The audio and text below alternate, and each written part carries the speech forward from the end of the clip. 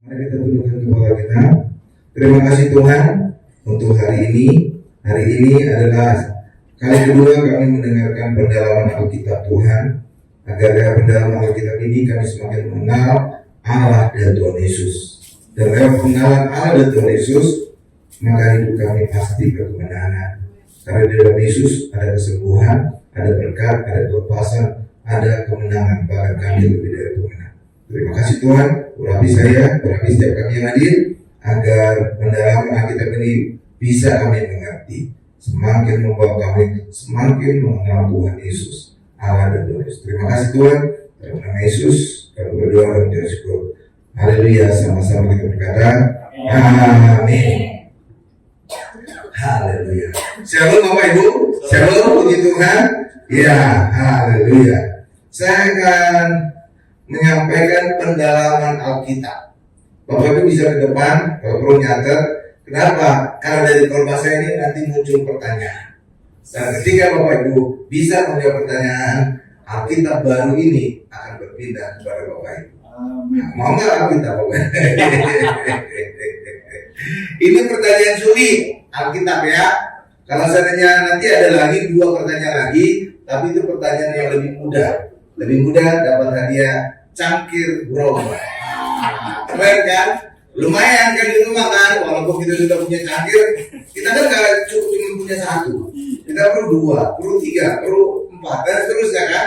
Iya, cangkir itu bermanfaat. Bisa kita minum sama-sama keluarga, sama-sama kan keren. Jadi jangan puas cuma dapat 1 cangkir. Amin. Makanya harus bisa menjawab. Dan menjawab harus duduk di depan supaya fokus. Kalau di belakang banyak gangguan. Iya, ada.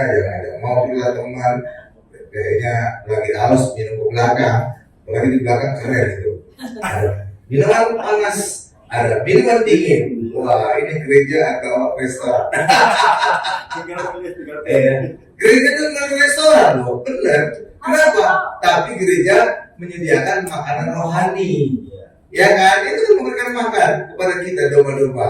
Benar kan? Iya, benar itu. Cuma restorannya rohani. Tapi ini sekarang dilengkapi kebutuhan makan jasmani juga akan keren. Ya, kan ada tempat lain.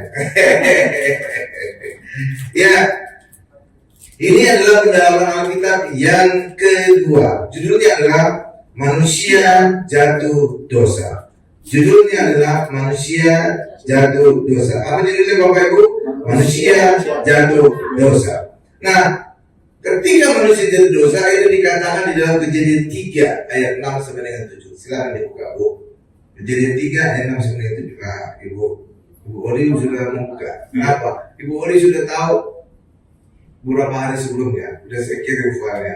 Jadi kalau Bapak Ibu juga ingin file khotbah yang barusan ini, pendalaman Alkitab ini, nanti minta ke Ibu Oli ya. Bisa di-share. Karena sebelumnya saya udah ngirim file ke handphone Ibu Oli.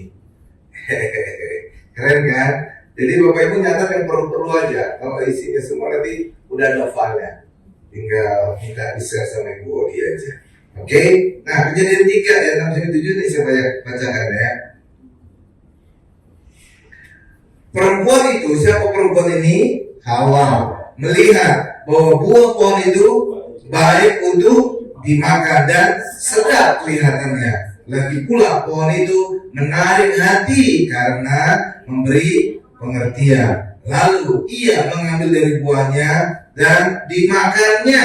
Dan lihat perhatikan, diberikannya juga kepada suaminya yang bersama-sama dengan dia, dan suaminya pun memakannya. Ayat 7. Ada sesuatu yang terjadi. Maka terbukalah mata mereka berdua, dan mereka tahu bahwa mereka telanjang. Lalu mereka menyemat dalam pohon ara dan membuat cawat. Haleluya, haleluya. Nah,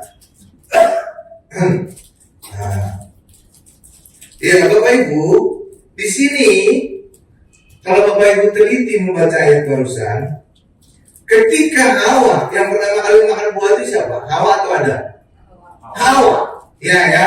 Tapi setelah Hawa makan, kemudian diserahkan kepada suaminya. Ya, suaminya itu ada di mana? Jauh atau dekat? Dekat.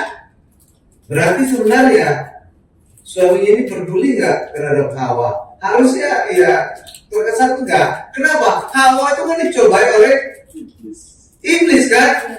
Harusnya suami yang baik Memperingatkan. jangan membiarkan istri digoda. Sama seperti saudara juga, suami istri.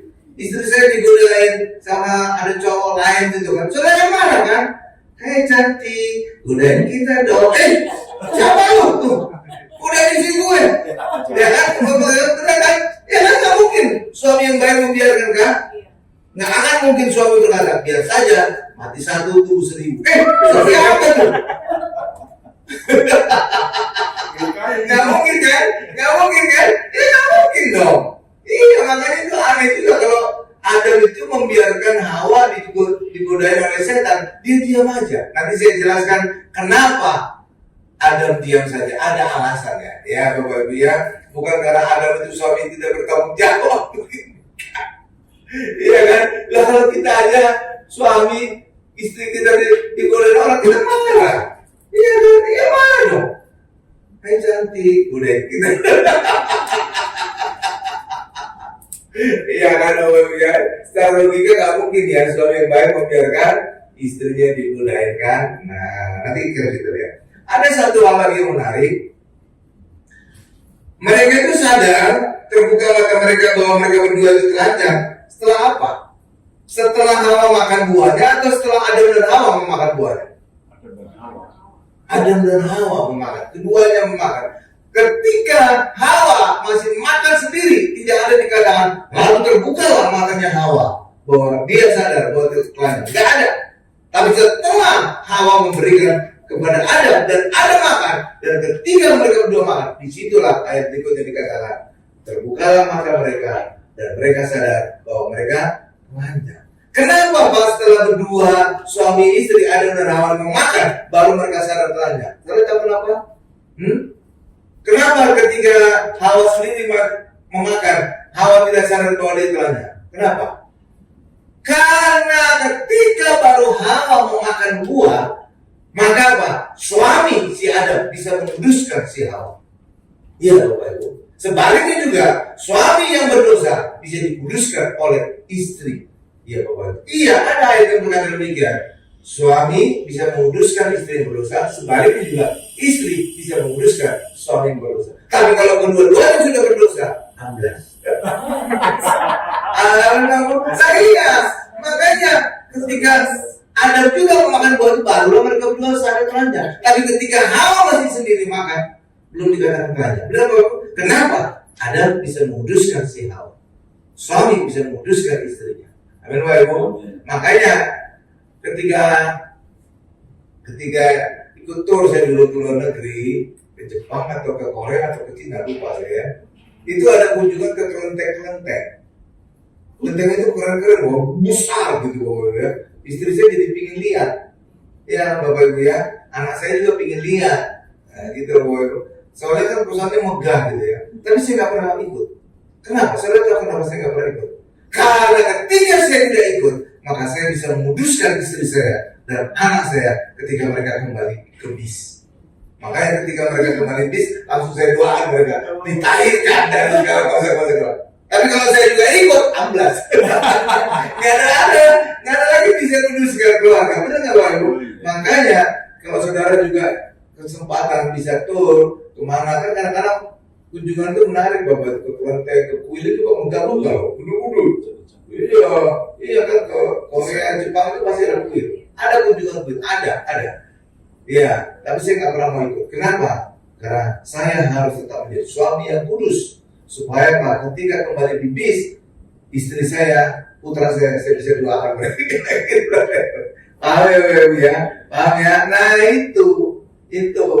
Jadi saudara harus tetap kudus. Supaya apa? Saudara bisa menguduskan keluarga saudara. Paham? Nah itu terjadi pada Adam dan Hawa. Ketika baru Hawa memakan buah itu, belum terbuka mata mereka telanjang. Belum. Tapi ketika dua-duanya makan, udah habis itu suami istri nggak ada lagi yang bisa menguduskan. Paham Bapak Ibu ya? Paham ya? Nah itu. Jadi kita harus salah satu harus menjaga Kalau seandainya pasangan kita agak-agak keprosot dikit gitu Bapak Ibu, saudara harus menyadarkan pasangan saudara. Amin ya. Hal yang sama juga ya seperti saya tadi.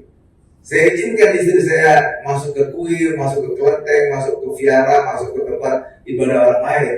Oke, putra saya juga oke, tapi saya tetap di bis. Saya nggak mau. Kenapa? Karena saya suami harus menguduskan istri saya dan putra saya. Itulah sebabnya ketika mereka berdua kembali ke bis, langsung saya doakan.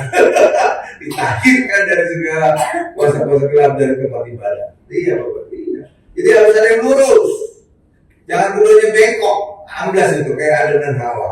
Tapi coba saudara bayangkan, kalau seandainya Hawa makan buah itu, lalu ketika diberikan kepada Adam menolak. Jangan, kan Tuhan sudah melarang, tidak boleh makan buah. Nggak ada manusia jadi dosa. Enggak, kenapa? Hawa akan dikuduskan oleh Adam. Tapi ketika Adam juga makan, udah amblas itu. Lihat itu dia.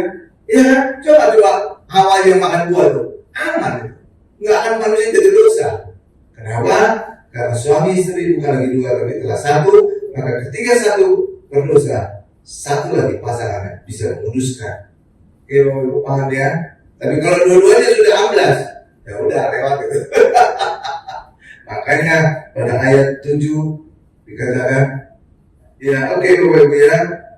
Jadi makanya Bapak Ibu, Adam dan Hawa salah berdosa ketika Adam dan Hawa keduanya makan buah itu. Kalau seandainya hanya Hawa saja yang makan buahnya itu, maka Adam suaminya bisa menguduskan Hawa sehingga manusia tidak jatuh ke dalam dosa.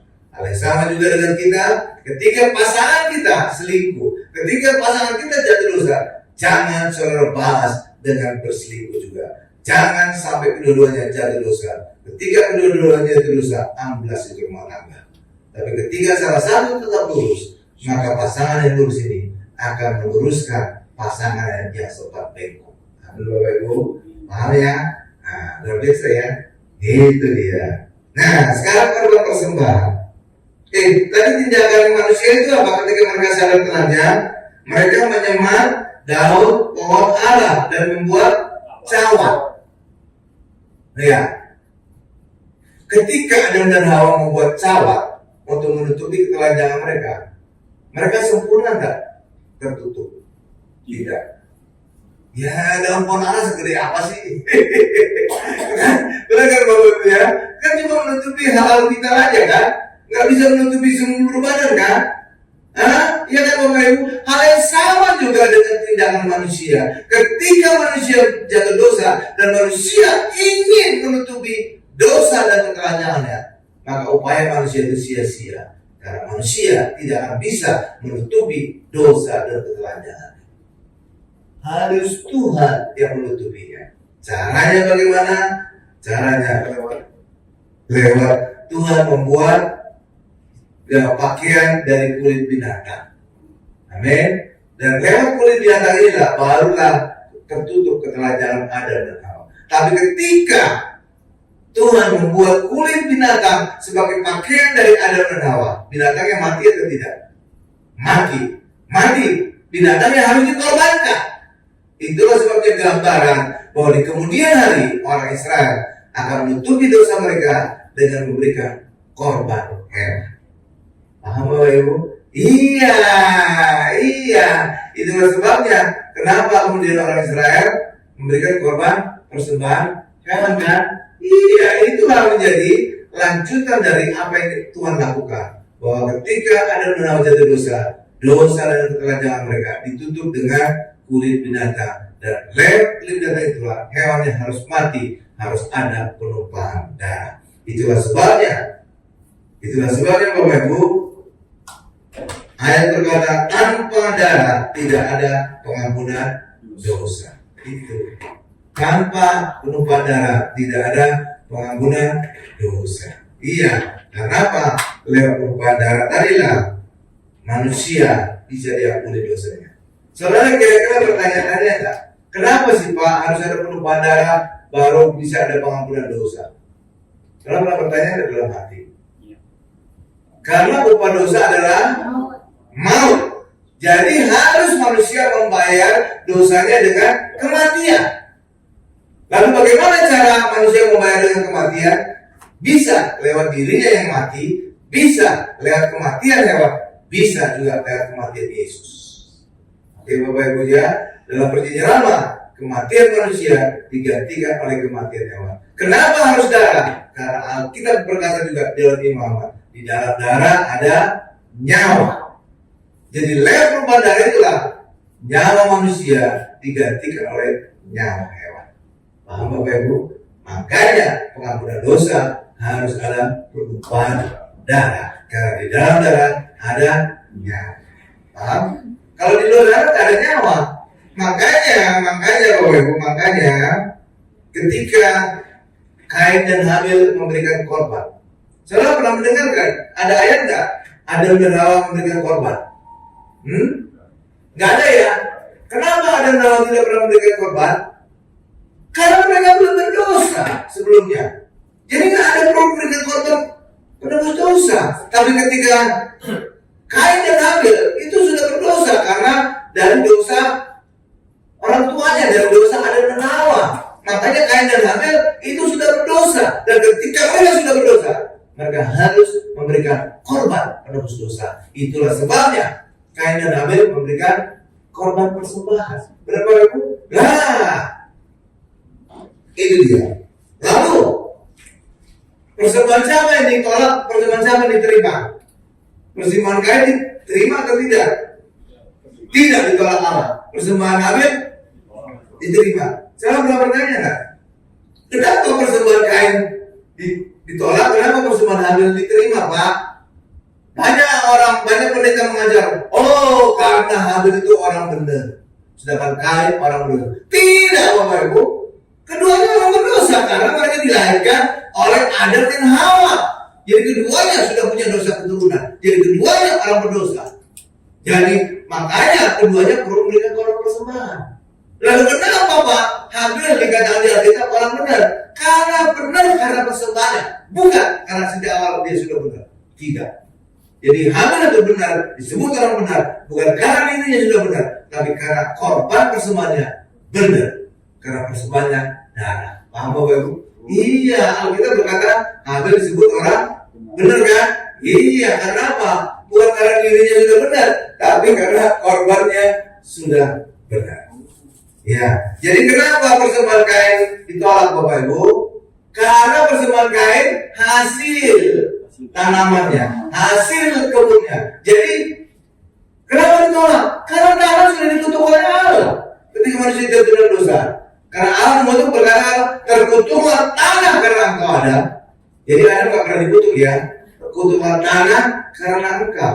Jadi tanah dikutuk Allah karena perbuatan Anda. Tapi Anda sendiri tidak pernah dikutuk. Oke Bapak Ibu ya. Iya, karena tanah telah dikutuk dan hasil tanah yang diberikan korban oleh Kain, jelas saja persembahannya ditolak oleh Allah. Oke Bapak Ibu. Iya, karena hasil tanamannya yang diberikan persembahan. Benar Bapak Ibu? Ya. Sedangkan persembahan Habil kenapa diterima? Karena persembahannya darah, anak domba. Oke Bapak Ibu ya. Dan itu sesuai dengan apa yang dikorbankan oleh Tuhan untuk menutupi ketelanjangan dan dosa Adam dan Hawa. Paham? Karena kenapa korban darah diterima? Karena di dalam darah ada nyawa.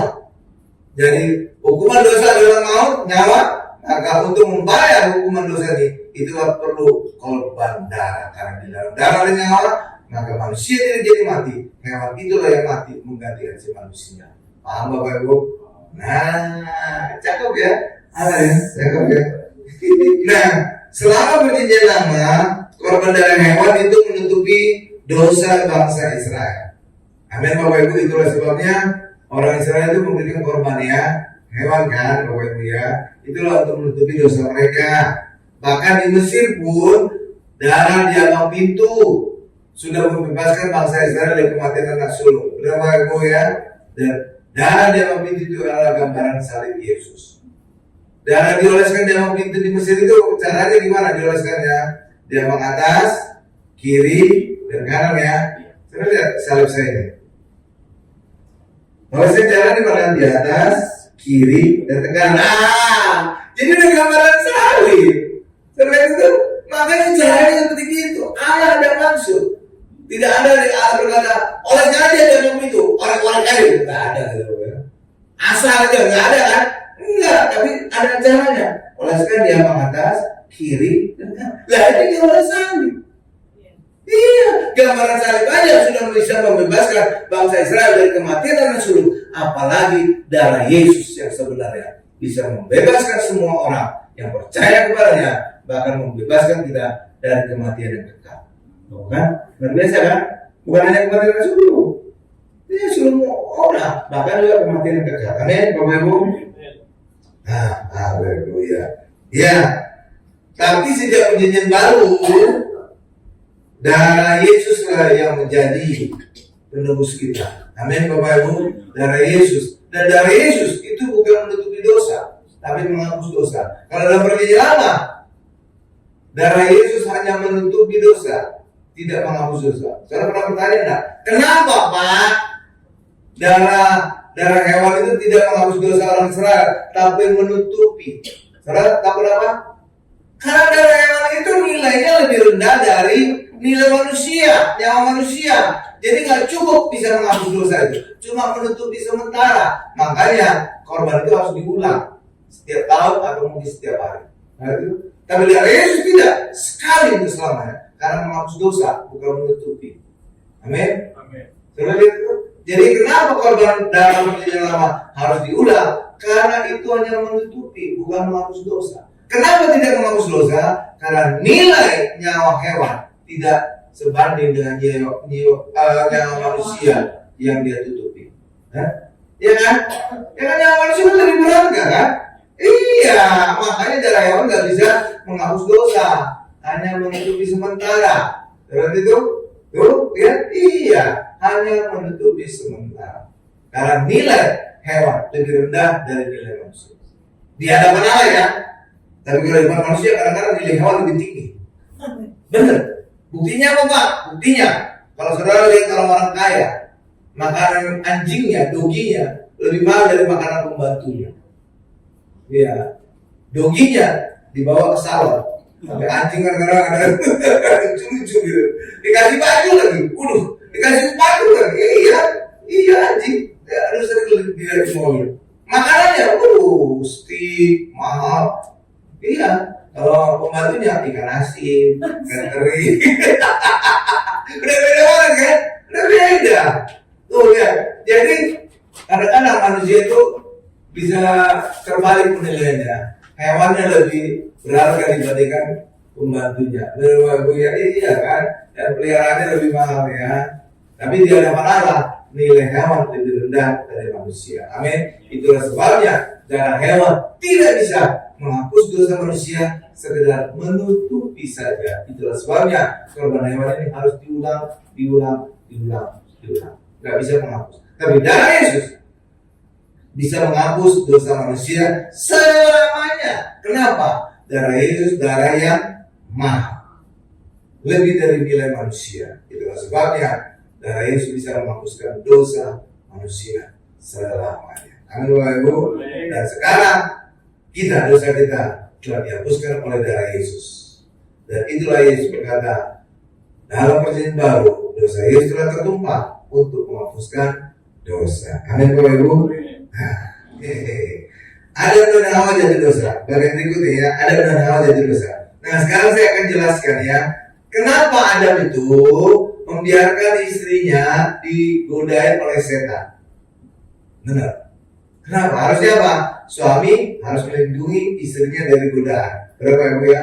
Ya kan? Tadi saya kasih contoh, kalau istri saudara digodain orang, saudara pasti marah kan? Ya kan? Istri saudara di samping saudara digodain ada cowok, cantik, godain saya dong. Siapa lu? Benar kan Bapak Ibu ya? Siapa lu? Godain istri gue. Gua hajar dong. Ya kan Bapak Ibu ya? Iya dong. Iya. Jadi ini kok aneh ya? Adam membiarkan Hawa digodain. Kenapa? Saya tahu bahwa Adam membiarkan Hawa digodain. Karena dikatakan pada ayat Adam bersama-sama dengan Hawa. Ya kan Bapak Ibu ya? Iya. Kenapa Adam membiarkan Hawa digodain? Ini alasannya. Laki-laki diberikan Allah 50.000 kata per hari. Laki-laki diberikan 50.000 kata per hari oleh Allah. Berapa Bapak Ibu? 50.000. Wanita diberikan Allah 2 kali lipat, 100.000 kata per hari. Makanya ibu-ibu kan cenderung lebih lancar ngomong gitu, ya kan? Itu terlihat dari bayi. Iya Bapak Ibu. Iya dari bayi. Coba saudara lihat anak kecil saudara balita gitu, bukan bayi banget, tapi umur 3 tahun, 5 tahun, cenderung lebih banyak ngomong anak perempuan, cewek. Dia bisa cerita sambil gendong bonekanya, anakku cantik, kamu rambutnya pirang, nanti mama mandiin ya, nanti mama kasih makan ya. Banyak dia bisa cerita. Tapi coba anak laki-laki, cuma kita kasih apa? Mainan pistol, dar, ada ngomongnya. Lalu ada ngomong kan? Coba saudara perhatikan juga ketika bapak-bapak ketemu teman lama alumni. Ketika bapak-bapak ketemu, bro, gimana kabar? Close, udah selesai. Tapi coba ibu, sis, gimana kabarnya? Makin cantik aja. Bajunya keren banget, tasnya mahal banget. Ini yang bapak banyak sekali kan? Itu terbukti. Kenapa? Karena Allah memberikan 2 kali lipat perkataan kepada wanita. Kalau laki-laki berapa tadi? 50.000. Perempuan 100.000, 2 kali lipat ya.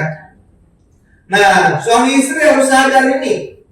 Apalagi kalau yang kerja adalah suaminya di kantor dan istrinya ibu rumah tangga. Suami istri harus sadar ini. Kenapa? Karena kalau tidak sadar bisa salah pengertian. Pengertiannya gimana Pak? Begini. Ketika di kantor, suami sudah menghabiskan stok perkataannya 50.000 tadi dengan berdialog dengan teman kerja, berdialog dengan rekan bisnis, berdialog dengan staf, berdialog dengan atasnya. Sehingga ketika dia pulang ke rumah, sudah habis perkataannya. Sedangkan istrinya di rumah, ibu rumah tangga, belum dipakai apa-apa. Mesti stoknya komplit, lengkap. Sehingga ketika suaminya pulang ke rumah, suaminya bawel kepada suami. Iya, istrinya itu bawel kepada suaminya. Suaminya sudah kecapean, duduk, lihat-lihat YouTube, lihat-lihat WA, minum kopi, istrinya ngobrol, ngajak ngobrol suaminya. Pak, tadi anak kita berantem di sekolah. Jawab suaminya apa? Sambil lihat handphonenya.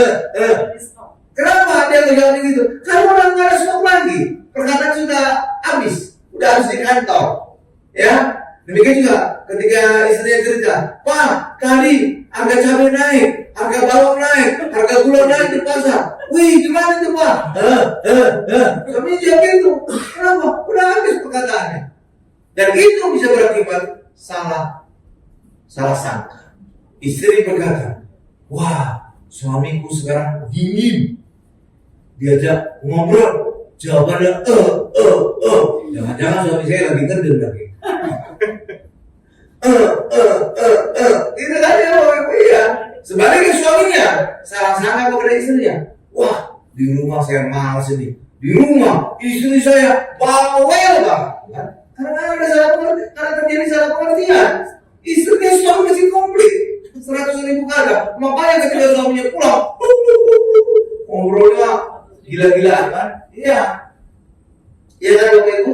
Iya, itu kan terjadi salah sangka kan? Istri berpikir suaminya dingin, jangan-jangan ada seseorang. Jangan-jangan ada orang ketiga. Benar kan Bapak Ibu ya? Suaminya sebaliknya. Wah, pulang ke rumah malas. Istri saya bawel dan minta ampun. Itulah terjadi ketika apa? Suami istri tidak sadar tentang kosakatanya, perbenaran katanya. Makanya orang Kristen harus bijaksana. Ketika suami pulang kantor, jangan dihabiskan perkataannya di kantor. Sisain dikit supaya ketika istri ngajak ngobrol, suaminya bisa menjawab. Amin. Jadi ketika istrinya cerita, anak kita berantem di sekolah, suaminya jangan jawabnya minimal bertanya siapa yang menang.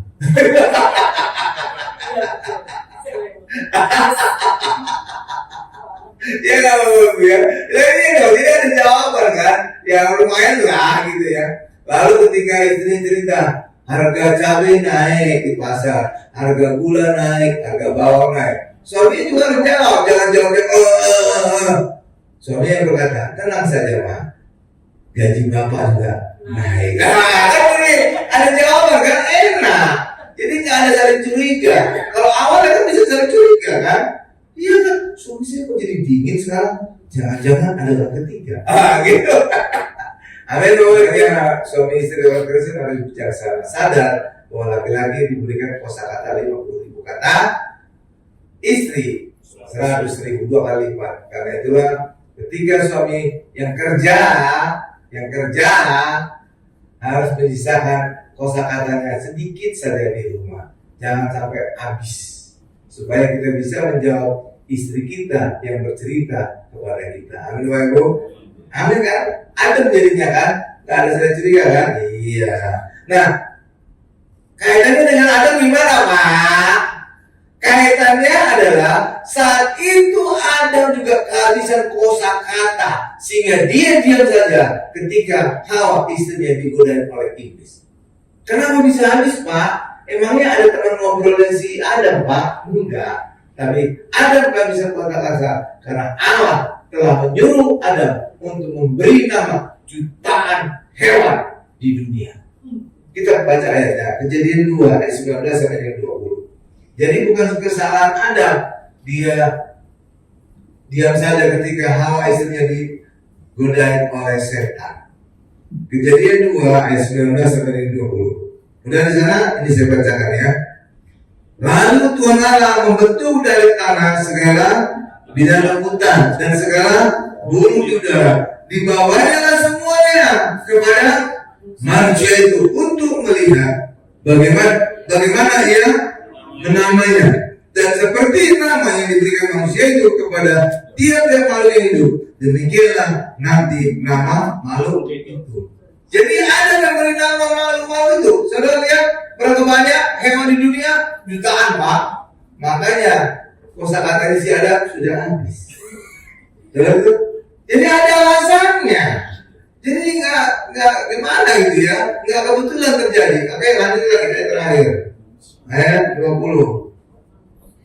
Manusia itu memberi nama kepada segala ternak. Itu kan banyak sekali kan? Cuma yang saya sempat heran, sempat bingung juga. Nama hewan itu dinamakan dalam bahasa apa? Karena kalau bahasa Indonesia, bahasa Inggris kan beda kan? Buaya, bahasa Inggris krokodil, aligator kan beda kan? Kasih nama apa itu? Singa, lion, ya kan? Harimau, tiger kan? Udah beda kan? Oke, bahasa apa tuh? Beda ya. Apalagi kalau bangsa-bangsa yang lain kan beda-beda kan namanya kan? Nah tuh kan, onta, camel, kan beda. Ya benar Bapak Ibu, beda kan? Makanya dia jadi bingung juga. Ini si Adam kasih nama hewan itu. Tapi udahlah, pokoknya kita terima aja. Oke Bapak Ibu ya. Nah, ayat 20 saya baca. Manusia itu memberi nama kepada segala ternak, kepada burung-burung di udara, dan kepada segala binatang hutan. Tetapi baginya sendiri ia tidak menjumpai penolong yang sepadan dengan dia. Artinya manusia itu sadar bahwa jodohnya bukan hewan.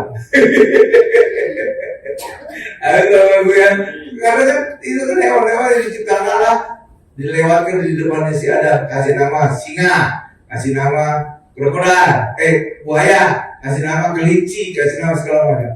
Jadi kosakatanya sudah habis ya Bapak Ibu ya, kan dari jutaan kan. Itulah sebabnya, karena kosakatanya sudah habis, maka ketika Hawa dicobai, padahal Adam ada di sebelahnya, Adam diam saja. Mungkin dia seperti ketika suami baru pulang dari kantor, jawabannya iya Bapak Ibu, iya itu real itu. Coba Bapak Ibu tanya teman dah yang pulang kantor, biasanya mereka udah nggak bisa ngomong lagi sampai rumah. Iya udah habis gitu stoknya. Makanya ketika istrinya ngajak ngobrol di rumah, dia cuma jawabannya apalagi kalau zaman dulu masih ada koran gitu, lihat koran, ngopi, istrinya ngajak ngobrol gitu, jawabannya iya kan Bapak Ibu kan? Iya. Jadi itu real ya, nyata. Makanya suami-suami ketika di kantor juga harus nyisakan sedikit kosakata supaya minimal bisa dijawab sedikit-sedikit pertanyaan dari istri. Jawaban dia cerita dari istri. Ada Ibu, jangan sampai cuma Nanti kejadian seperti Adam dan Hawa. Iya, Adam sudah kehabisan kata-katanya sehingga Hawa digodain oleh setan. Dia diam saja. Kasihan ya. Itu yang terjadi baru. Oke, kalau enggak, saudara juga bisa menuduh Adam tuh suami nggak bertanggung jawab. Kok istrinya digodain setan? Diamin aja. Itu gimana sih? Kalau kita aja, kalau istri kita digodain aja kita marah, benar nggak Bapak Ibu ya? Mana lah? Mana mungkin kita suami yang baik mengizinkan istri kita digodain? Ya Bapak Ibu ya, paham ya Bapak Ibu ya? Nah, jadi kita sekarang tahu bahwa Adam mendiamkan saja ketika Hawa digodain karena Adam sudah kehabisan kosakata karena Adam telah memberi nama jutaan hewan di dunia. Paham Bapak Ibu? Tuh. Nah, pertanyaan berikutnya adalah kapan Allah mulai mengutuk? Allah mengutuk bukan ketika Adam dan Hawa jadi dosa, Bapak. Ketika Adam dan Hawa makan buah, bukan. Kapan Pak? Ini kita lihat ayatnya, Kejadian 3 ayat 14. Menarik kan Bapak Ibu ya? Iya, menarik ini. Iya. Allah mulai mengutuk.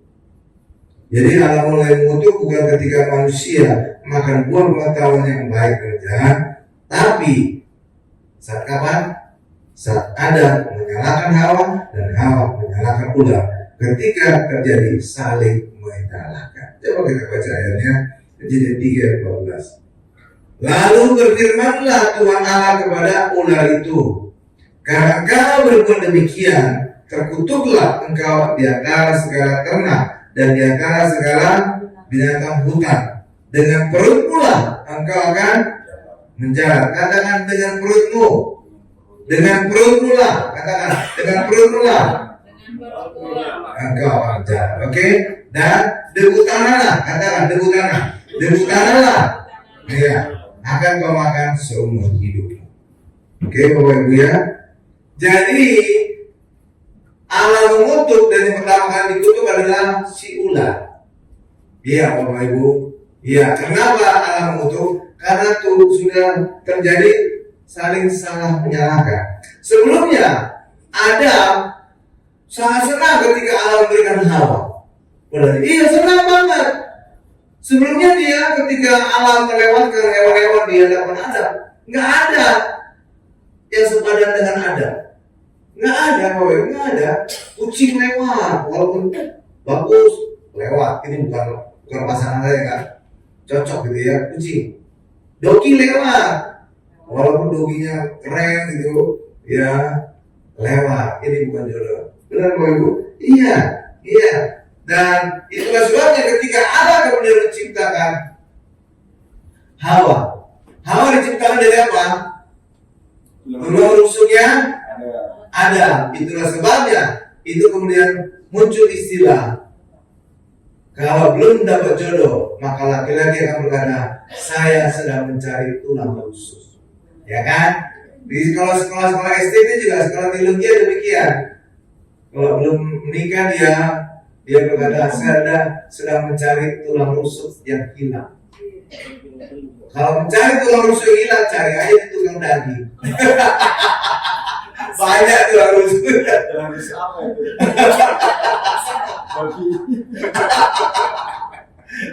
Atau di restoran cari tulang iga gitu ya, banyak itu di restoran tulang iga atau di tukang daging gitu. Iya, ya Bapak Ibu ya, iya. Oke Bapak Ibu, iya. Nah jadi sekarang ada istilah sedang mencari tulang rusuk. Nah pada saat ada Hawa sudah diciptakan, Allah lewat tulang rusuknya Adam. Jadi pertama kali laki-laki melahirkan wanita. Jadi biasanya kan wanita melahirkan manusia kan, tapi pertama kali Adam lah melahirkan Hawa. Kenapa? Dia ambil tulang rusuk ya kan. Itu kan berasal, makanya perempuan artinya apa? Berasal dari laki-laki. Iya, perempuan artinya itu. Jadi artinya, maka artinya kurang bagus. Jadi perempuan itu jadi subordinasi atau di bawah dari laki-laki. Makanya saya nggak setuju kalau orang itu disebut perempuan. Saya lebih setuju disebut wanita. Karena kalau perempuan itu berdasarkan Alkitab, saya berdasarkan Alkitab. Tapi orang bisa aja alasannya berdasarkan budaya, berdasarkan tata kata, berdasarkan apapun istilah. Pokoknya standar kebenaran saya Alkitab. Ya kan kalau itu ya, karena ada orang berkata, oh berdasarkan budaya Pak, arti perempuan ini loh Pak, bagus loh. Iya, ada seseorang yang berkata kepada saya. Sekarang udah nggak ada lagi. Iya, Bapak Ibu. Makanya kalau berdasarkan Alkitab perempuan itu artinya apa? Berasal dari laki-laki. Jadi wanita itu di bawah laki-laki jadinya. Jadi itu kurang bagus. Kenapa? Laki-laki dan perempuan itu harus sejajar. Amin. Kalau wanita itu nggak ada artinya demikian. Oke? Makanya saya lebih senang menyebut wanita. Oke, Bapak Ibu ya. Oke, ya. Jadi pada saat Hawa dibawa Allah kepada Adam menguji. Dia ada berkata tentang Hawa, tulang dari tulangku dan daging dari dagingku, dan menamainya perempuan sebab dia diambil dari laki-laki. Nah itu, jadi perempuan itu artinya bagian dari laki-laki, karena diambil dari laki-laki. Jadi kurang bagus artinya kan? Iya, seakan-akan perempuan itu dibawa dari laki-laki. Harusnya kan perempuan laki-laki itu harus sejajar, sama kan? Ya, nah itu dia. Nah, tetapi pada saat Adam menyalahkan Hawa, maka rusaklah kesatuan antara suami dan istri, dan gambaran Allah di dunia menjadi rusak. Iya, Bapak Ibu, suami, istri dan anak adalah gambaran Allah Tritunggal. Iya, yang harus sepakat. Itulah sebabnya ada ayat berkata 2-3 orang berkumpul sepakat. Itu bukan membutuhkan jemaat, bukan Bapak Ibu, bukan. Kalau masih kecil kayak kita, gereja kecil, sesama kita masih kenal. Tapi kalau saudara berada di gereja besar yang ribuan orang jemaatnya, saudara nggak kenal di kiri kanan saudara dulu. Iya, nggak kenal. Kalau sekarang kan kenal, ini siapa, kita kenal. Tapi kalau udah gereja ribuan, saudara nggak kenal di kiri kanan saudara siapa. Makanya nggak mungkin jemaat itu sepakat. Ya boro-boro sepakat, kenal aja enggak. Iya dong, logikanya kan gitu dong. Lalu bagaimana sepakat Pak? Kenal aja enggak? Ya kan? Nah makanya nggak cocok perkataan kalau 2-3 orang itu arti jemaat. Enggak Bapak Ibu. 2-3 orang itu bicara apa? 2 itu bicara suami istri. 3 kalau punya anak. 3. Makanya 2 atau 3 orang. Jadi 2 aja suami istri pasti 3 kalau punya anak. Bukan? Makanya kalimatnya 2 atau 3 orang. Oke Bapak Ibu ya? Atau kan? Atau 3 orang kan? Iya, jadi suami istri dan anak kalau ada. Oke, dan suami istri itu bisa sepakat. Makanya Alkitab berkata mereka bukan lagi 2 tapi 1. Iya, 2-1. Anak juga sama. Kalau ada anak itu udah 1. Sepakatnya sepakat mati loh. Kalau istri digangguin orang, pasti suaminya akan dalam mati-mati ya. Benar nggak Bapak Ibu ya? Iya. Kalau diganggu orang istrinya, nggak ada suami berkata, ya biarin aja, mati 1 tunggu 1000. Suami apa itu? Bapak Ibu ya jangan ya Bapak Ibu ya. Demikian juga kalau suami diganggu di kantor, istri akan marah. Seperti tunggu saya gitu Bapak Ibu. Iya, bisa datang ke kantor tuh gebrak-gebrak meja tuh. Pokoknya ada cerita. Pengalaman. Ada lah. Iya, demikian juga ketika anaknya diganggu orang, apakah orang tua membiarkan dia? Enggak, pasti bela mati-matian.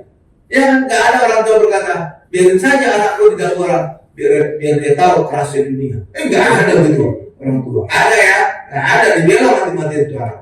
Kenapa itu? Iya dong. Itulah namanya sepakat mati. Dan itu bisa terjadi di dalam keluarga. 2 atau 3 itu dengan anak. Oke, ini sepakat mati. Makanya juga kalau saudara ke pesta, seorang bapak berhalangan karena sibuk kerja, istrinya bisa gantikan datang. Dan orang menganggap keluarga itu sudah terwakili. Udah pasti, atau anaknya yang datang mewakili. Udah dianggap orang itu udah keluarga itu terwakili. Tapi kalau supirnya datang, itu gak dianggap. Dia bilang, karena keluarga itu udah dianggap satu. Jadi ketika satu kalangan diwakili itu sudah dianggap satu keluarga. Oke Bapak Ibu ya? Iya Bapak Ibu. Itulah yang namanya dalam keluarga ada 3 pribadi tapi satu kesatuan. Itulah sebabnya saudara bisa ngerti tentang Tritunggal Allah ketika saudara melihat keluarga. Suami, istri, dan anak itu 3 pribadi berbeda tapi satu kesatuan. Allah Tritunggal juga demikian. Amin. Makanya kalau saudara juga tidak ngerti tentang Allah Tritunggal, lihat aja di dalam keluarga itu ada gambaran Allah. Jadi keluarga itu adalah gambaran Allah di bumi. Oke Bapak Ibu? Iya. Demikian juga saudara bisa paham kenapa Yesus rela mati bagi kita. Yesus rela paham karena di keluarga juga demikian. Ketika anaknya digangguan, seorang bapak siap mati bagi anaknya, siap membela anak. Dan siapa bapak kita suka? Ya benar Bapak ya. Iya, makanya kita bisa mengerti. Oh iya, Yesus siap mati bagi kita karena kita adalah anak-anak Tuhan. Nah iya, karena saya juga akan melakukan yang sama terhadap anak saya. Ketika anak saya mengalami bahaya, saya siap mati menggantikan anak saya. Oh kan? Sama kan? Baru kita ngerti, oh iya Tuhan demikian. Tapi kalau saudara nggak melihat keluarga, saudara jadi bingung. Kenapa Tuhan siap mati ya bagi saya? Bingung saudara kan? Iya. Jadi juga tentang Tritunggal. Banyak sekali polemik. Tritunggal Allah itu kayak gimana sih? Ini mana? Lihat aja keluarga, udah beres urusan. Amin Pak Ibu. Iya, itulah sebabnya keluarga itu adalah gambaran Allah di bumi ini. Maka ketika keluarga itu sepakat, suasana surga akan terasa di keluarga itu. Kenapa? Ini gambaran Allah. Tetapi ketika terjadi cekcok di dalam keluarga, suami cekcok istri dengan cekcok anak, maka tidak ada lagi suasana surga di keluarga itu. Terjadi suasana neraka. Kenapa? Karena ketika terjadi cekcok, Tuhan tidak hadir. Maka surga tidak hadir, yang hadir setan. Itulah sebabnya suasana dalam keluarga yang cekcok seperti di neraka, seperti ada setan. Terpaham ya? Nah itu penjelasannya. Kenapa di dalam keluarga yang sepakat adem gitu rasanya, kayak surga rasanya. Lah iya, karena Allah hadir, surga terasa di keluarga itu. Sebaliknya, ketika keluarga berantem terus, maka ketika keluarga berantem terus, Tuhan tidak hadir. Kenapa? Nggak mungkin Allah itu berantem sesama Allah. Nggak mungkin kan? Berarti gambaran Allah di bumi itu rusak. Oke? Rusak apa yang terjadi? Setan akan hadir. Itulah sebabnya ketika Adam dan Hawa sudah saling menyalahkan, pada saat itulah kutuk terjadi. Setan muncul di dalam hidup manusia.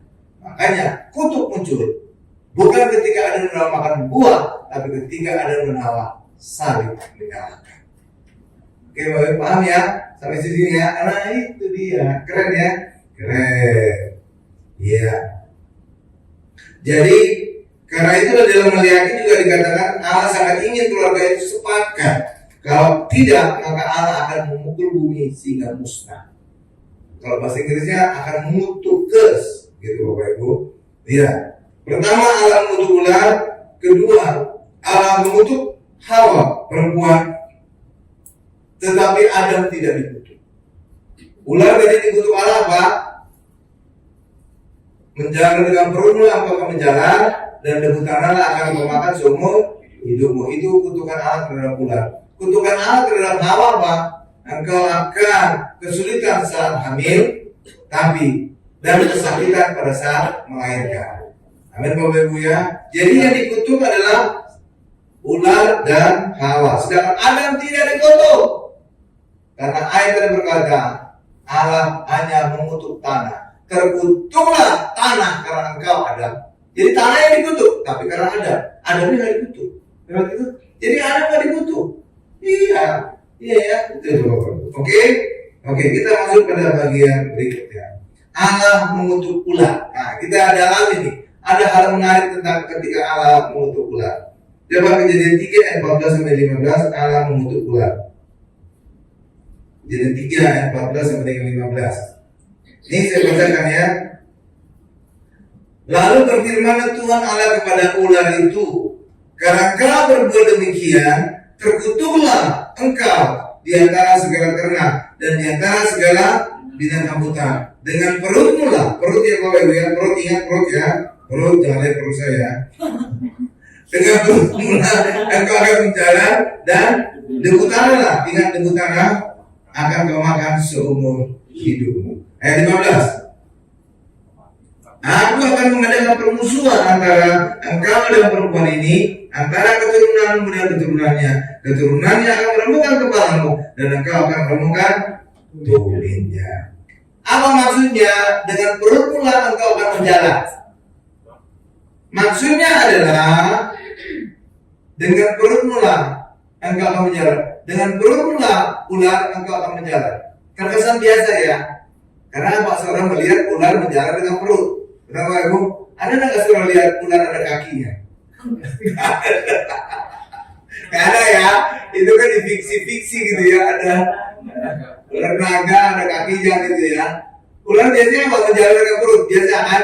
Tapi itu punya simbol arti yang dalam. Saudara tahu, dengan perut mula aku menjalan, artinya apa? Dosa seringkali muncul dari perut, karena perut. Ada neraka jadi dosa kenapa? Makan. Iya perut kan? Iya kan? Iya. Esau menjual hak kesulungannya karena apa? Lapar. Esau berkata kepada Yakub, aku lapar. Aku tidak peduli lagi akan hak kesulunganku, karena tidak ada artinya hak kesulungan kalau aku mati. Berikan aku kacang merah, 1 mangkok kacang merah. Lalu Yakub berkata, juallah lebih dulu hak kesulungan. Jadi sebenarnya pada saat terjadi peristiwa ini, yang berhak atas semua siapa sekarang? Yakub. Kenapa? Esau sudah menjual hak kesulungannya kepada Yakub. Benar Bapak ya? Iya. Jadi Esau itu tidak ada hak kesulungan lagi. Makanya aneh ketika dia mengisi menuntut juga hak kesulungan. Orang udah dijual kok. Seperti saudara lah, menjual motor saudara.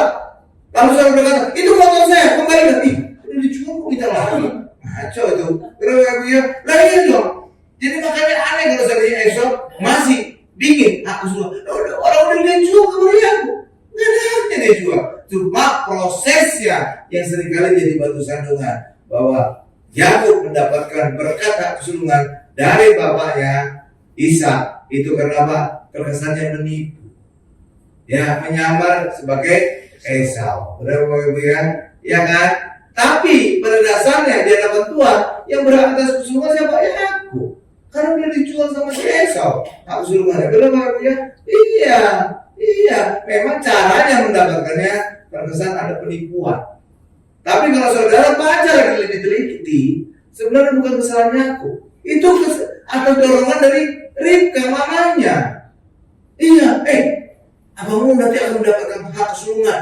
Abangmu sedang disuruh memburu makanan kesukaan bapakmu. Ya udah kamu sekarang buru-buru, aku masakin ini makanan supaya kamu nanti nyamar jadi abangmu, supaya kamu yang dapatkan berkat. Ini ide siapa? Ide si Ribka mamanya mereka. Malah sempat ya aku menolak.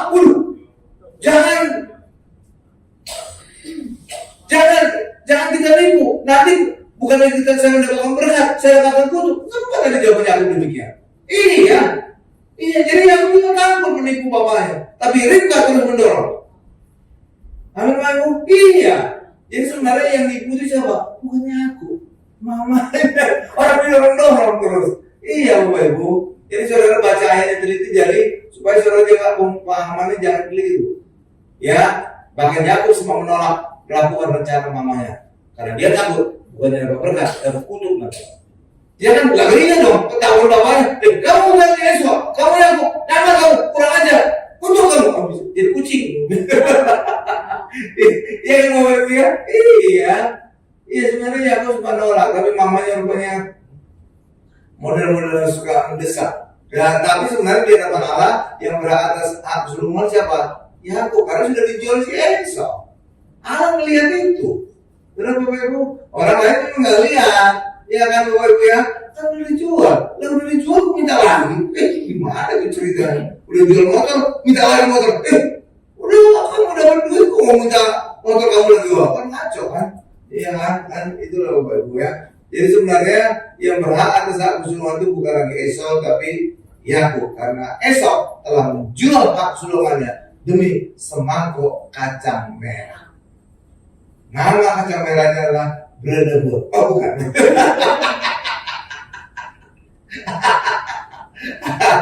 Amin Bapak Ibu. Amin. Amin Bapak Ibu. Ya iya gitu ya. Jadi saudara clear gitu jelas ya Bapak Ibu ya masalahnya ya. Jadi dosa itu paling bersumber dari perut. Amin.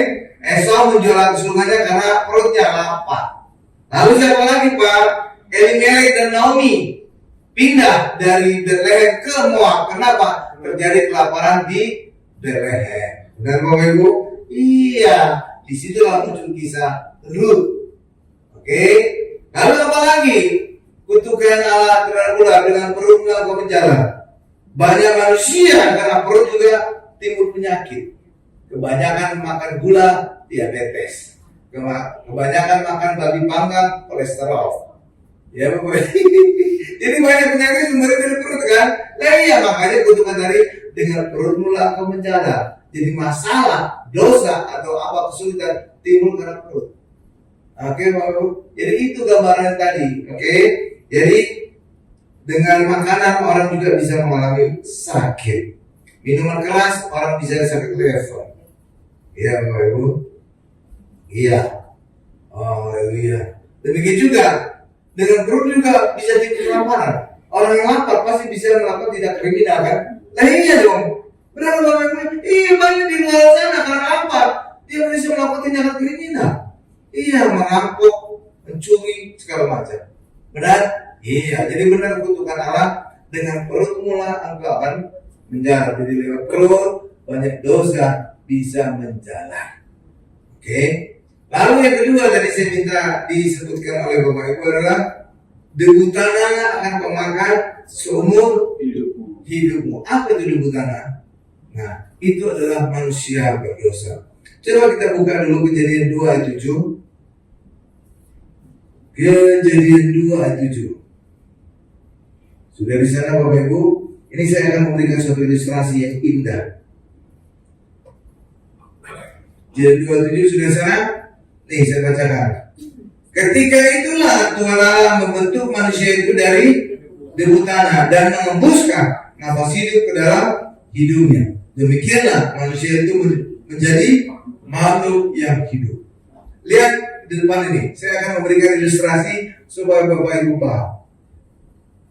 Jadi awalnya Allah itu membentuk manusia itu dari debu tanah. Ini misalkan kotak ini debu tanah, oke? Lalu kemudian dikatakan Allah kemudian meniupkan nafas hidup. Benar, Bapak Ibu? Nah, misalkan air mineral ini adalah nafas hidup. Gitu, supaya Bapak Ibu kaget nggak? Mau sekali lagi?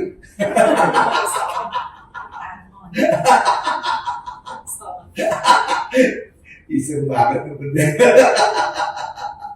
Jadi ketika debu tanah tadi dibentuk oleh Allah, ditiupkan nafas hidup, hasilnya apa? Manusia itu menjadi makhluk yang hidup. Misalkan makhluk hidup di sini bergeser ya, benar?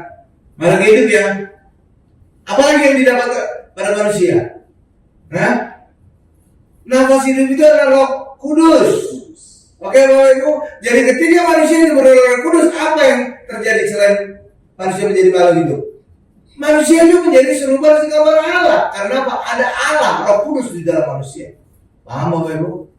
Udah dua ya, satu menjadi makhluk hidup, yang kedua menjadi serupa segambar Allah. Kenapa? Ada Roh Allah, Roh Kudus di dalam manusia. Oke, apa lagi yang didapat oleh manusia? Manusia itu menjadi berkuasa. Kenapa? Roh Kudus membuat manusia itu berkuasa. Itu yang dikatakan dalam Kisah Para Rasul. Kamu akan beroleh kuasa kalau Roh Kudus turun atas kamu, dan kamu akan menjadi saksiku di Yerusalem, Yudea, Samaria, sampai ke ujung. Jadi Roh Kudus itu memberikan kuasa. Jadi ketika Allah meniupkan nafas hidup, tiga hal yang terjadi. Satu, manusia itu menjadi hidup. Dua, manusia itu menjadi serupa segambar Allah. Tiga, manusia itu menjadi berkuasa. Berkuasa atas segala makhluk hidup. Oke Bapak Ibu. Kambing saya yang disayang, anak kambing saya. Ketika manusia jadi dosa, apa yang terjadi? Maka Roh Kudus pergi dari manusia. Kenapa? Roh Kudus tidak mungkin bersatu dengan manusia yang berdosa. Oke Bapak Ibu ya, pergi kan? Bab, datangnya keluarnya juga. Nah, ketika ada kudus meninggalkan manusia karena manusia itu berdosa, karena tidak mungkin terang bersatu dengan gelap, tidak mungkin kekudusan bersatu dengan dosa, maka manusia itu sekarang tinggal apa sih? Apa tadi awal ini? Dibutan lagi. Oke Bapak Ibu ya, jadi ketika ada kudus pergi, manusia tinggal apa? Kembali menjadi butana. Butana itu benda mati atau hidup? Benda mati, makanya manusia disebut mati. Di sini. Mati kan? Manusia sekarang serba Allah juga nggak? Tidak ada lagi roh Allah di sini.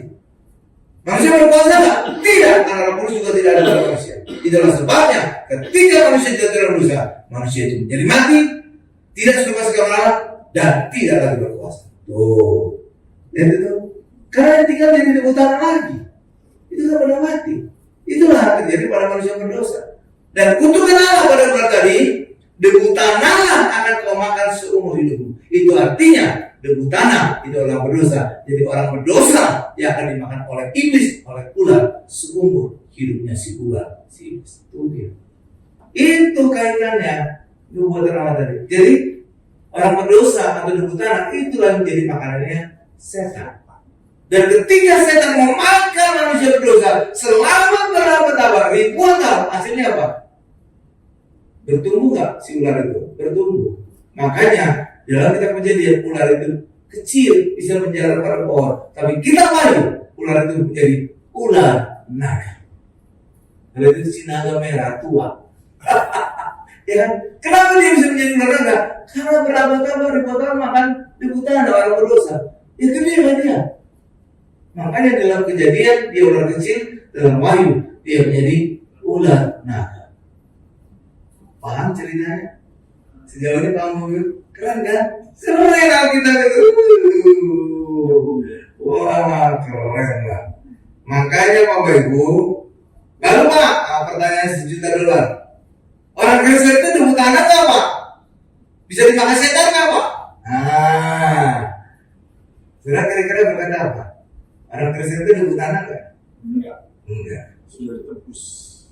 Kenapa orang Kristen tidak debu tanah? Karena sekarang orang Kristen Roh Kudusnya telah kembali. Karena orang Kristen sekarang disebut bait Roh Kudus. Dalam Korintus dikatakan, kenapa Roh Kudus bisa kembali? Karena darah Yesus telah menguduskan kita, telah menebus kita. Jadi ada rentetannya. Jadi Roh Kudus bisa kembali lagi ketika penebusan telah terjadi. Ketika orang percaya kepada Yesus. Itulah sebabnya hanya orang yang percaya kepada Yesus, hanya orang yang telah ditebus Yesus bisa punya Roh Kudus. Di luar Kristen tidak ada orang yang punya Roh Kudus. Oleh itu luar biasa kan? Makanya penebusan dulu, percaya Yesus dulu, baru Roh Kudusnya akan turun. Amin. Jadi orang Kristen sekarang bukan lagi debu tanah, karena sekarang Roh Kudusnya sudah kembali pada manusia orang Kristen. Kenapa Roh Kudus bisa kembali? Karena orang Kristen telah dikuduskan oleh darah Yesus, sehingga Roh Kudus bisa turun kembali pada orang Kristen, sehingga orang Kristen sekarang menjadi bait Roh Kudus. Paham Bapak Ibu? Jadi orang Kristen sekarang ini, kita sekarang Maha Kudus. Di hadapan Allah, di hadapan manusia bisa berbeda. Bisa saja kita disebut kudis. Iya Bapak Ibu, iya. Kudis kan? Iya, kelakuan kita kadang-kadang aneh-aneh gitu. Tapi di hadapan Allah, kita Maha Kudus. Buktinya, Roh Kudus telah diutus Bapa di surga kepada kita. Itu menjadi bukti bahwa kita telah menjadi orang yang Maha Kudus. Amin Bapak Ibu? Iya, itu ceritanya Bapak Ibu. Jadi orang Kristen sekarang menjadi Maha Kudus. Bukti kedua, bukti pertama, orang Kristen adalah orang Maha Kudus. Buktinya adalah Roh Kudus yang Allah Maha Kudus telah turun atas kita dan menjadi kita Roh Kudus. Bukti kedua, dalam Ibrani, sekarang kita penuh keberanian untuk masuk ke ruang Maha Kudus dan akan tatap. Dalam Ibrani dikatakan, amin. Dua bukti itulah yang menjadi bukti bahwa orang Kristen sekarang orang Maha Kudus di hadapan Allah. Oke Bapak Ibu, amin. Walaupun di hadapan manusia kadang-kadang Maha Kudus. Manusia kan nggak lihat kan, ya makanya kalau lagu Daud di dalam Mazmur selidikilah hatiku. Yang menyelidiki itu siapa? Tuhan. Ketika Tuhan melihat hatinya Daud, Tuhan melihat hati yang baik. Ketika Tuhan juga menyelidiki hati kita, kita ditemukan bagus. Tapi saudara, jangan menyelidiki diri saudara sendiri. Kalau saudara menyelidiki diri saudara sendiri, saudara akan menemukan banyak kelemahan dan kesalahan di dalam diri saudara. Itulah sebabnya orang Kristen jangan suka periksa introspeksi diri, tapi selalu lihat kepada salib Yesus. Ketika kita melihat salib Yesus, di situlah kita sadar bahwa kita telah mengalami penebusan Yesus, sehingga segala dosa sudah dibersihkan Tuhan dari hidup kita. Amin, Bapak Ibu. Makanya orang Kristen harus berfokus pada Yesus, bukan dilihat dirinya sendiri. Oke, Bapak Ibu. Makanya orang Kristen jangan lagi mengorbankan kehidupan sehari-hari. Saya sering kali berulang-ulang berkata demikian. Kenapa orang Kristen tidak boleh membahas dirinya sendiri? Saudara tahu kenapa? Karena kekristenan itu bukan agama. Kekristenan apa? Kemarin sebelumnya saya sudah berkata. Kalau agama itu apa sih arti definisi agama? Tidak kacau. Upaya manusia untuk mencari Allah, upaya manusia untuk menyenangkan Allah, upaya manusia agar manusia diberkati oleh Allah. Itu agama. Tapi kekristenan bukan agama. Kenapa? Karena kekristenan bukan manusia yang bekerja, tapi Allah yang bekerja. Itulah sebabnya Allah diutus ke dunia untuk mencari kita, domba-dombanya yang hilang. Jadi yang bekerja itu bukan manusia, Allah yang bekerja. Dan ketika Allah bekerja, maka tidak relevan lagi orang Kristen bicara tentang perbuatan kita, tapi harus bicara tentang karya Allah, karya Yesus. Karena Allah yang bekerja di dalam kekristenan. Karena Kristen bukan agama, karena Kristen bukan upaya manusia untuk mencari Allah, tapi upaya Allah yang mencari manusia. Oke, Bapak Ibu, makanya Yesus yang diutus kan? Ya kan? Mencari domba-domba yang hilang kan? Lah iya, Yesus. Jadi bukan kita. Makanya ketika Allah bekerja, nggak relevan orang Kristen bicara tentang perbuatannya, harus ngomong tentang perbuatan Allah. Kenapa? Karena kekristenan bukan lagi bicara tentang perbuatan manusia, tapi Allah yang bekerja mencari kita. Benar? Makanya ketika ada dosa juga, yang hilang itu Adam, maka Allah bertanya, ada di manakah engkau? Bukan sebaliknya. Kalau agama, Allah di manakah engkau? Kan? Enggak kan? Kekristenan kan enggak gitu kan? Iya. Itulah sebabnya selalu saya butuhkan. Kekristenan bukan lagi bicara tentang diri kita, tapi bicara tentang perbuatan besar dari Allah. Sebab kekristenan bukan agama, bukan manusia yang mencari Allah, tapi Allah yang mencari manusia. Paham Bapak Ibu? Tuh, keren kan? Oh, sikap itu dahsyat men. Wah, saudara bisa lebih canggih daripada pendeta. Iya, udah level doktor. Pendeta sudah doktor. Nah, saudara udah level doktor. Nah, oke. Ada satu lagi kutukan Allah kepada ular. Coba kembali Bu ke ayat berapa? Kejadian 3 ayat Allah mengutuk ular. Kejadian 3 ayat 14-15. Nah, ayat 15. Tadi ayat 14 saya sudah jelaskan. Dengan perutlah engkau menjalar dan debu tanahlah akan kau makan seumur hidupmu. Jadi dengan perut menjalar artinya banyak dosa berasal dari perut, dari makan. Oke? Karena lapar juga orang bisa melakukan tindakan kriminal. Yang kedua adalah Allah berkata, berfirman, aku akan mengadakan permusuhan antara engkau bisa si ular atau iblis dan perempuan ini antara keturunanmu dan keturunannya akan meremukkan kepalamu dan engkau akan meremukkan tubuhnya. Terlihat nggak ini Bapak Ibu? Kutukan Allah terjadi. Coba saudara lihat di negara manapun yang bukan negara Kristen, pasti perempuan di nomor 2. Coba saudara lihat di mana? Iya, pokoknya sudah tahu lah maksud saya. Jangan disebutkan ya. Tapi kalau di negara Kristen, enggak. Perempuan sama laki-laki itu sejajar.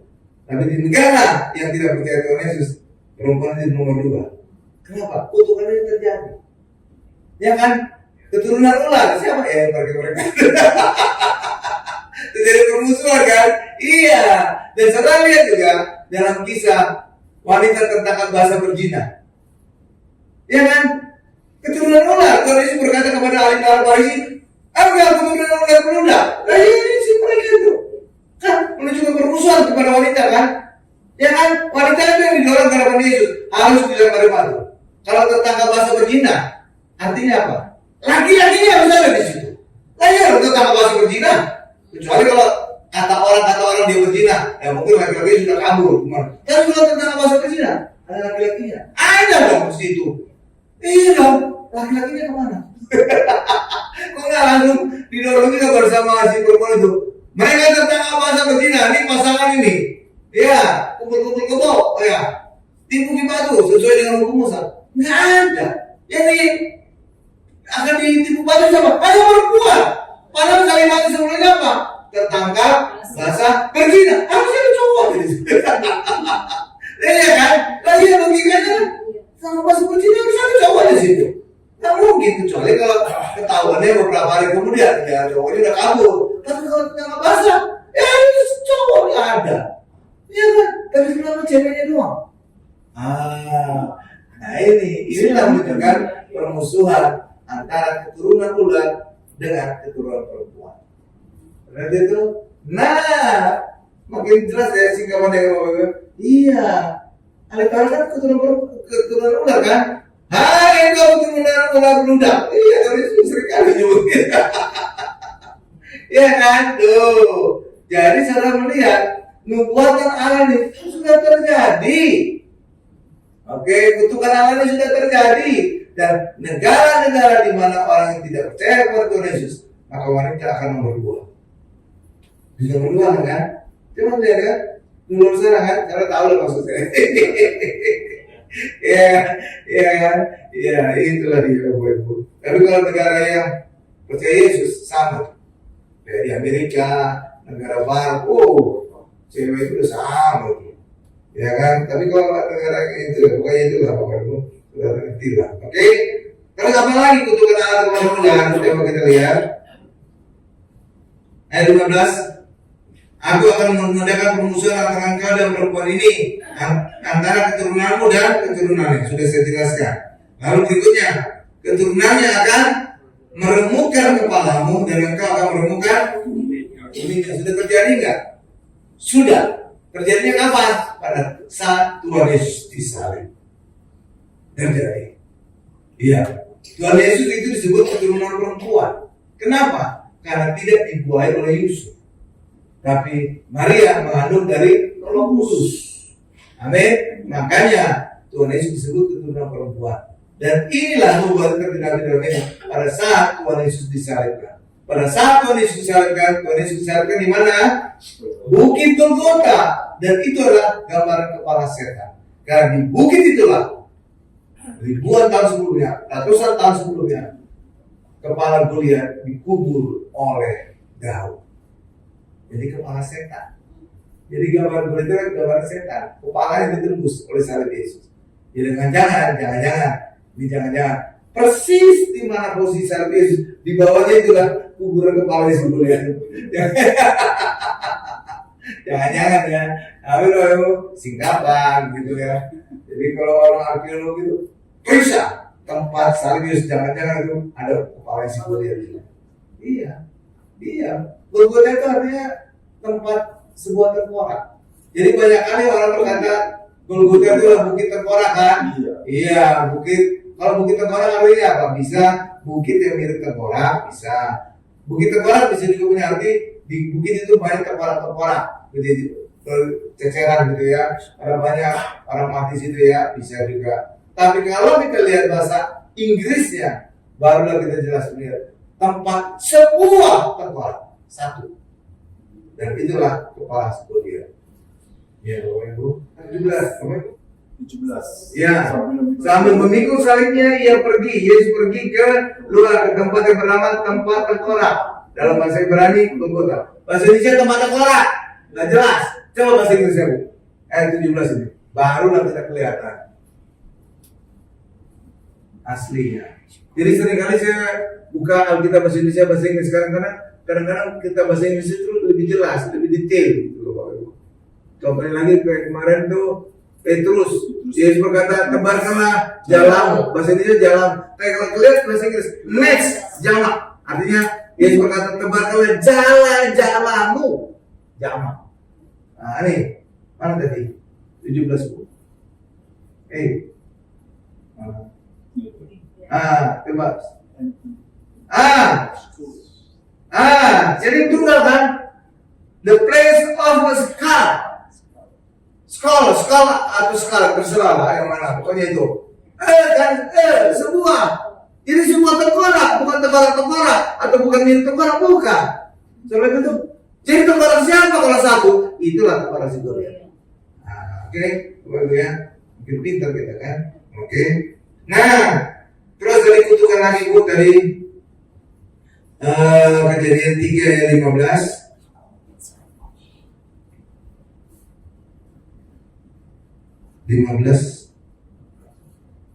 Ya, oke. Saya lanjutkan lagi ya.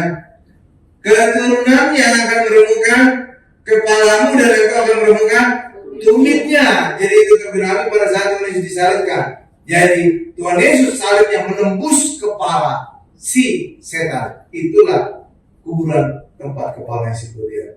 Jadi Tuhan Yesus meremukkan kepala ular, kepala setan. Amin Bapak Ibu. Lalu kalimat berikutnya, dan engkau akan meremukkan tumitnya.